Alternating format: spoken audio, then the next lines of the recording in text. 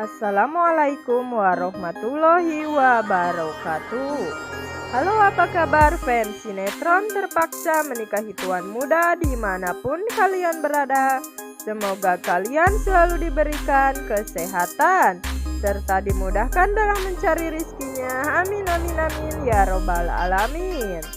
Oke guys, kembali lagi dengan Cemimin yang tak bosan-bosannya akan menceritakan alur sinetron kesayangan kalian terpaksa menikahi tuan muda yang hari ini memasuki episode ke-220 yang akan menceritakan tentang Anita berhasil adu domba Abimana dan Herman hingga ia lakukan ini. Namun sebelum lanjut ke dalam isi videonya, alangkah baiknya teman-teman semua tekan tombol subscribe terlebih dahulu, nyalakan lonceng notifikasinya agar kalian tidak ketinggalan berita terbaru dari channel ini.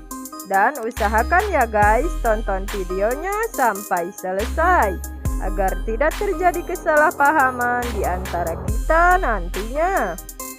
Nah guys, sinopsis terpaksa menikahi tuan muda episode 220 Kamis 17 Maret 2022. Pada episode kali ini kita akan melihat kemurkaan yang ditunjukkan oleh seorang tuan muda terhadap Anita dan anaknya Reno. Abimana heran, kedua orang yang masih memiliki hubungan darah dengan dirinya ini. Kelakuan mereka semakin hari semakin menyebalkan.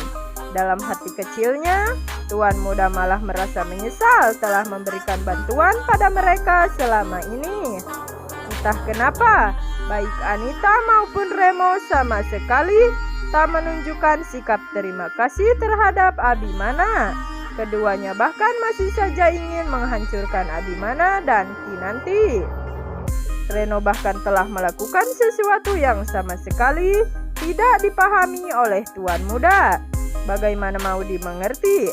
Reno malah mengadukan pada Pak Kuncoro jika kematian Natasha adalah ulah dari Abimana. Selain memikirkan kelakuan Anita dan Reno yang tak tahu balas budi, tuan muda pada episode kali ini juga dipusingkan dengan pencapaian perusahaannya. Semua karena kelakuan Pak Herman mertuanya. Barangkali hal ini terkait dengan fitness yang belakangan ini diikuti oleh tuan muda dan Herman. Ternyata semua ini permintaan Herman, namun justru membuat Abimana kesal. Semua pekerjaan kantor terbengkalai. Abimana malah meminta Kinanti untuk berbohong dan mengatakan jika tuan muda tak berada di rumah ketika dicari Herman atau Marissa. Sementara itu, Anita kali ini melakukan sesuatu yang bisa dibilang membuat malu Abimana, Kinanti, Herman, dan Marissa. Setelah mengetahui bahwa Herman terlibat atau menjadi korban investasi bodong, Anita lantas mendapatkan ide untuk mempermalukan Herman dan keluarganya. Tanpa pikir panjang, Anita lalu menghubungi wartawan guna mempublikasikan informasi ini. Hal ini tentu sangat berpengaruh pada perusahaan Abimana lantaran perusahaannya cukup ternama. Selain membuat malu, kelakuan Anita kali ini sengaja dia lakukan untuk menghancurkan reputasi tuan muda dan perusahaannya. Wartawan pun datang dan terbitlah berita seputar mertua Abimana yang terlibat investasi bodong. Gara-gara kelakuan Anita ini, Abimana bahkan diserbu wartawan. Rata-rata mereka bertanya seputar investasi bodong yang melibatkan mertuanya. Meski Herman adalah korban, namun menurut penuturan Anita, Herman adalah pelaku investasi bodong yang telah menipu sekian banyak orang. Wartawan pun menyerang tuan muda dengan berbagai pertanyaan lainnya.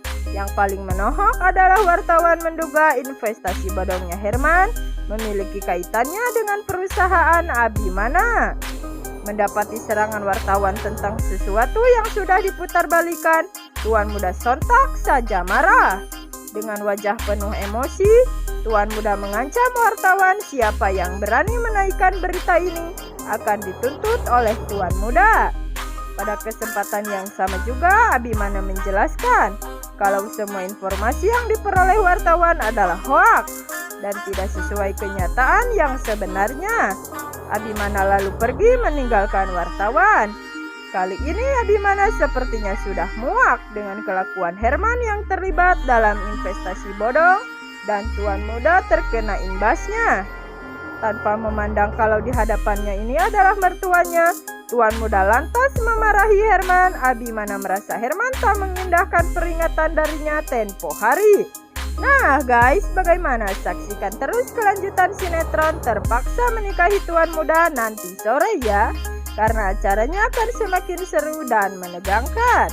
Jika kalian suka dengan videonya, silahkan kalian tekan tombol subscribe, nyalakan lonceng notifikasinya, dan berikan like-nya juga ya, agar Cemimin lebih semangat lagi memberikan info-info terbaru di channel ini.